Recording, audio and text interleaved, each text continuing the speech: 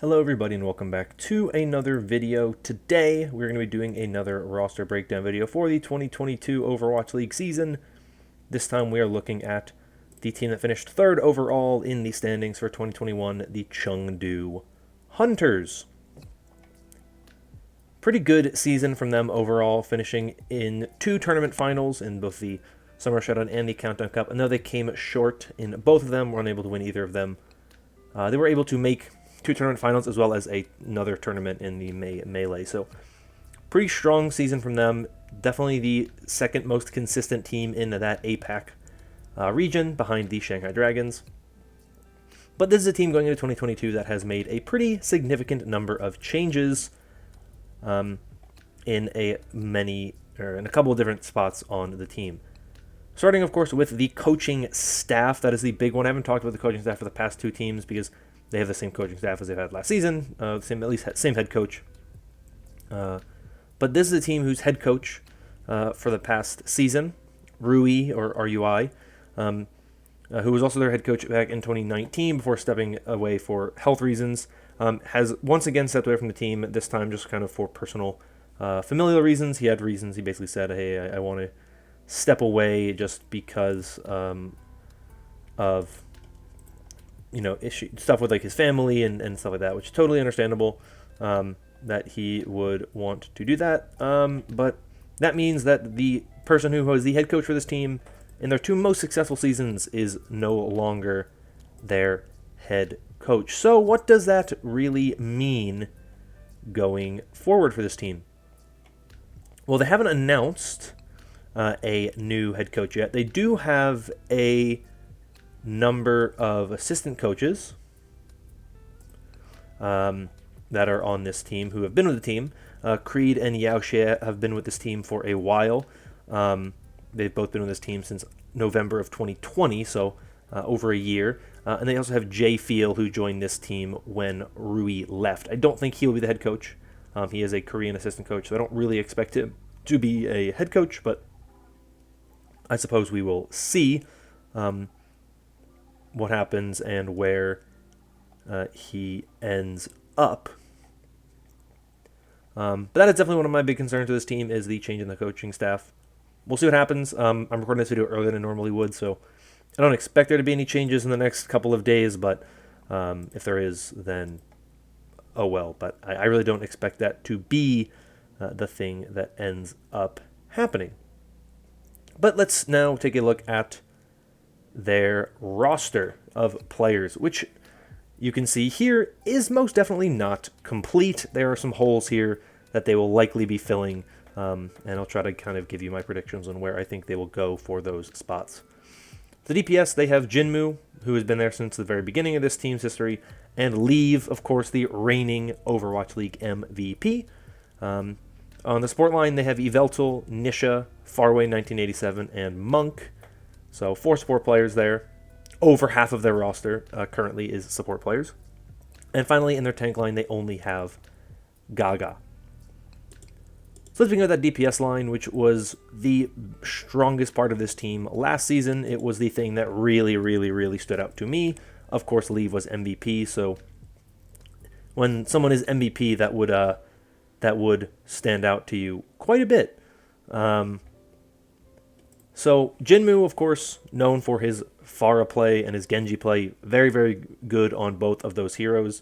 He has been among the best in the league since he joined the league in 2019. Not even just among Chinese players, generally among the best in the league overall when it comes to players on that Pharah and that Genji.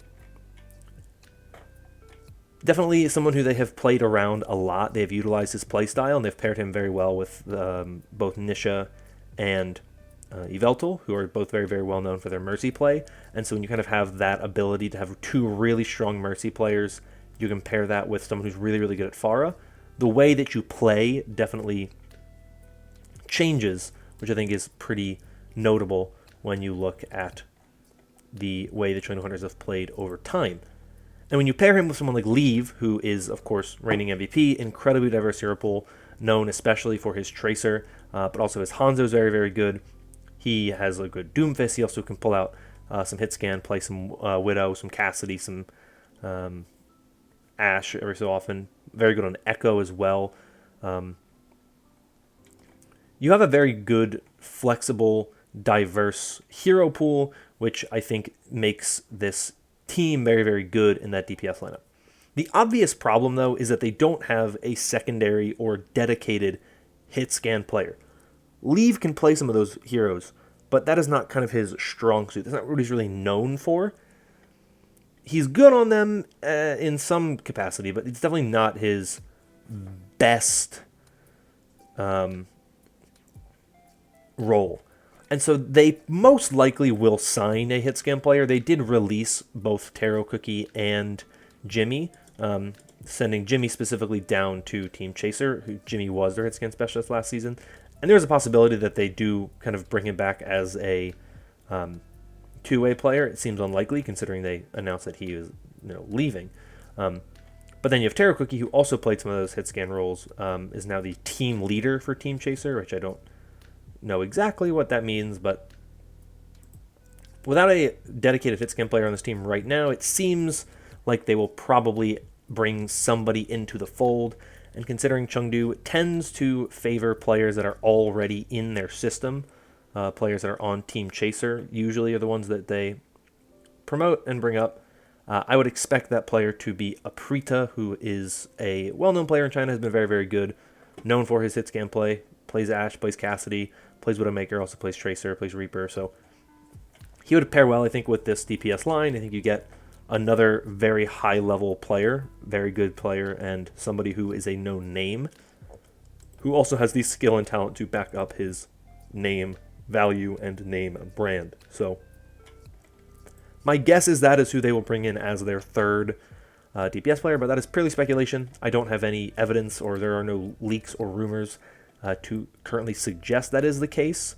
I know Yiska said in a podcast a month or two ago, probably not even a month ago, that he doesn't expect Aprita to get promoted, but that was before the release of Jimmy and Taro Cookie happened. So he said that was before that happened, so definitely now that changes things. So we'll see what happens with this lineup. But if you get a lineup of Jinmu, Leaf, and Aprita, I think you have a very, very, very strong DPS trio that can do pretty much anything. You can play pretty much anything. You have the flexibility, which is what I think Chengdu very much likes to have. They are a lineup that tends to favor flexibility from my experience watching them. They like to have a pretty full roster of players. So I don't expect them to roll with just the two they have right now. But at this point, really only time will tell. Definitely, in my opinion, the strongest part of this roster, though, is that DPS lineup. I think that is very, very strong. And I think that it is the thing that really elevates this team. They play very much around Jinmu and Leave. And so I expect that to be the case continuing on as we go into 2022. Moving on to the support line, another part of the roster I'm very, very, very fond of. 4 players, all of whom were on this team last season, so no major changes here, at least none that have been announced yet. There could be more, I suppose, but as it stands right now, nothing really has changed for this team. Some interesting players, of course, some big names that have been pretty good since they've joined the league. Yveltal, of course, been with this team since the very beginning. Very, very good Mercy, very good Brig. Is Lucio good as well? I was surprised when they moved him to a two-way player last season. I expected him to be really their main guy who they rolled with, because I thought he was very, very good. But Nisha, another main support player, also very, very good, and we've seen him do a lot of very good things. They split a lot of time between Nisha and Yveltal. They kind of favored Nisha early in the season and Yveltal later in the season. I would argue they did better when Yveltal was playing. They looked better when Yveltal was in. Not necessarily because of Yveltal, just a potential reasoning was because Yveltal was playing over Nisha, but I do think the team was still very good with Nisha in, and I thought Nisha was actually one of the best-looking rookies last season. So I think there is certainly a place for Nisha and Yveltal on this roster. I do tend to dislike when teams have two players in the same role who don't really have a specific niche that makes one better than the other.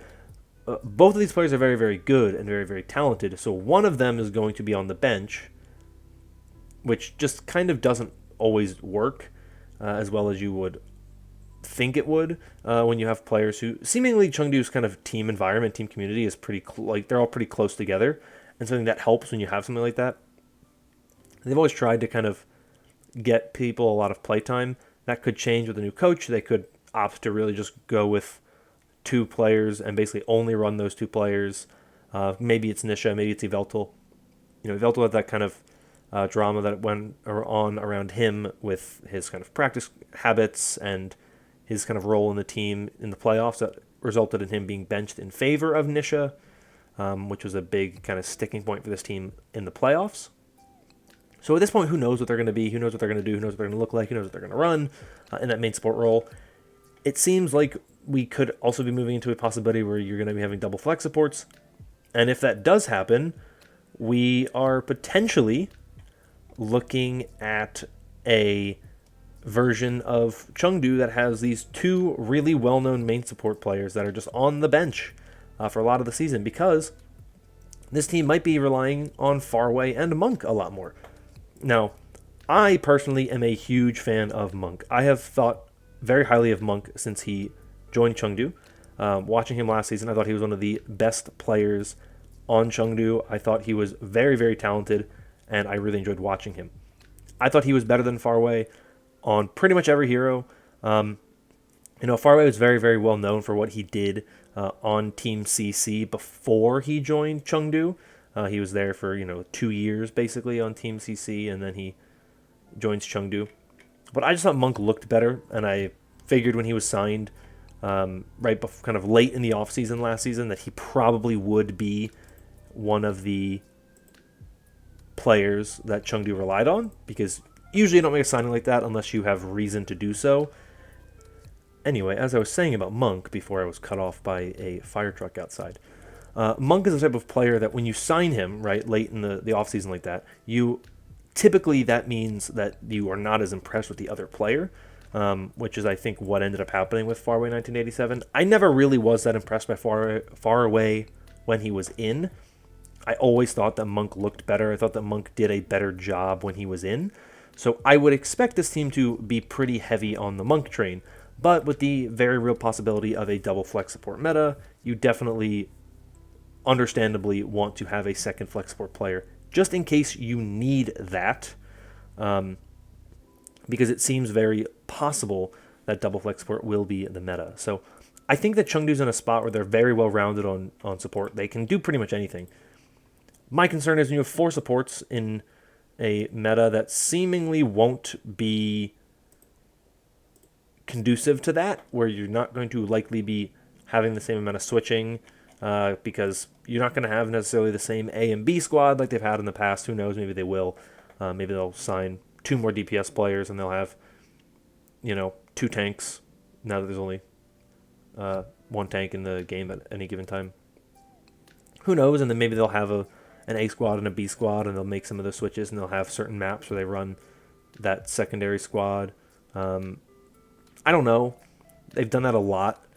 I'm not personally a huge fan of it, but Chengdu is one of the few teams that kind of has found ways to make it work. Most teams don't. Chengdu has had some success with it in the past, so I guess it really is just a matter of time for them to see what happens. But I know they have talent on the support line. I don't know what to expect from it is kind of my biggest concern. I don't know if they're going to run Monk Nisha, Monk Yveltal, Yveltal Farway, Nisha Farway, Monk Farway, Yveltal Nisha. I mean, who knows? I don't know what to expect from them, because they have done many times in the past stuff that surprised me, and so at this point I really don't know what to expect from Chengdu, but I suppose only time will tell. But let's talk about their tank line, because this is right now the part of the roster that is the least complete, I would assume. and that is because they only have one tank player right now, and that is Gaga. Joined the team last season, took over pretty much immediately the starting reins from Among, and has not really looked back since. Now, Gaga, of course, is a main tank, so he is known for his Wrecking Ball, but he also can play the Rhine and the Winston and the Orisa. They don't have somebody on the roster right now to play the off-tank. Now, maybe Chengdu is so confident in Gaga that they believe that Gaga alone has the talent to play all of the tank heroes on the roster. I don't think that's a good idea. I don't think that's what they should do. I don't think that's what they're going to do, but it's possible that that's the route they go down. I wouldn't advise it, but it is possible that that is the thing they choose to do. If they don't, though, you have to kind of consider who they would add as the off-tank for their roster. My guess is that they would probably go in the direction of bringing up a player from Team Chaser, like they have done in the past for a lot of players, and that would mean promoting DAI or Day. I don't know exactly how you pronounce his name. From Team Chaser. Spent some time with First Fabulous Fighter for a few months, and then joined Team Chaser in June of last year. So he could be the player they promote. It's very possible. The other possibility, I would say, is probably of the higher reality would be Kodomo for Billy Gaming. He is somebody who is an off-tank player, was with Billy for from April until now, but has been around for a long time. Was retired for a little bit, but came back to join Billy Gaming. So there's certainly some options out there. I don't really know who they would go for.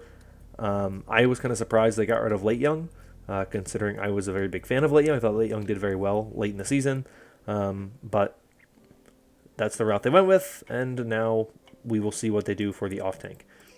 So definitely some concerns for this roster right now in terms of where they are at right now. My opinion on this roster could definitely change very rapidly depending on what they choose to do.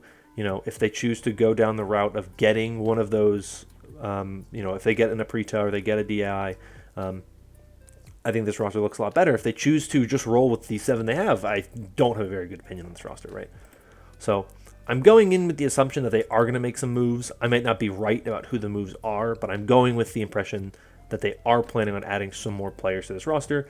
There's also a possibility they could remove some more players. They could choose to get rid of 1 or 2 support players if they feel like it's not really worth it to have all 4 of them. I don't know. But that's kind of what I look at with this team. That's my general opinion on the team, is that they probably will make some changes, most likely additions. I don't know what to expect for their head coach position, but I do think that the Chengdu Hunters should be pretty good and should be pretty comparable to what they were last season. I don't think they're going to be the exact same team by any means. I think they are going to be different. I think they are going to have probably some slightly weaker performances. It's always difficult to predict how a team is going to look when they make minimal changes. You know, Chengdu made some big changes last season by moving on from Among and going to Gaga and bringing Rui back as head coach and adding Monk and adding Nisha, right, and adding Farway, right? They bolstered their team in a lot of ways, and they made some very impactful changes that ultimately boosted this team and made them better. They don't seem to be doing that right now, and I think when you don't make a lot of changes, typically your team does a little bit worse than normal. Usually teams take a step back when they don't make a lot of changes. That's just kind of a trend we've seen in the Overwatch League. Not always the case, obviously. Some teams like Shanghai went from, one of the best teams in the league, changed one player, and then became like the best team in the league. But I think a lot of that more was changes around them, kind of helped them get to that point. So it's not a perfect science, but typically teams that make few changes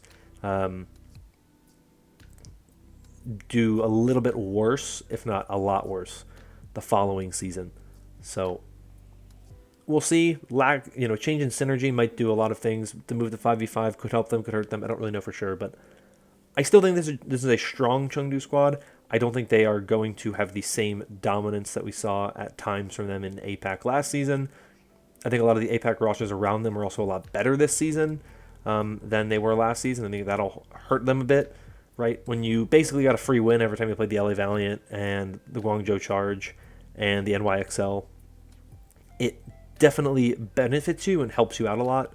I think all three of those rosters, even though NYXL are also gone, doesn't really matter, but the Valiant and the Guangzhou Charge and even the Spark and the Fusion, I think, have done a lot to make their roster look very good and have bolstered their rosters quite a bit, where I don't think that'll be the case this season. I don't think you're going to have those free wins anymore like there was last season. So I think it'll be a bit more of a challenge this season for Chengdu, and I'm very interested to see how well they do with this new APAC region.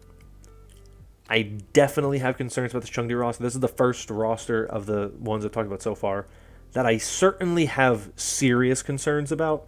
You know, I have some concerns about Dallas in terms of what they are able to do, if they're able to make the roster work, but I trust that coaching staff. I know that Rush has done a lot of good in the past couple of seasons, that I believe in Rush and his vision, and he's done a lot to show me that he can do that. I don't know who Chengdu's coaching staff is going to be. Yes, Rui is still involved with the team, but he's not the head coach anymore. He's an advisor, so he's not going to have as much kind of hands-on, everyday, day-to-day say in what happens. So it'll be interesting. So I'm still confident in this Chengdu team. I still think they look good, but I definitely don't expect them to be as dominant in the APAC region, as kind of elite in the APAC region as we saw from them last season. But I suppose we'll have to wait and see what happens. Anyway, that's it for me for today. Let me know your thoughts on this Chengdu Hunters roster in the comments down below. Love to have a conversation with all of you about this team. But that is all for me for today. If you enjoyed this video, consider liking and subscribing for more like it. Hope you're all staying safe and staying healthy. And until next time, bye-bye.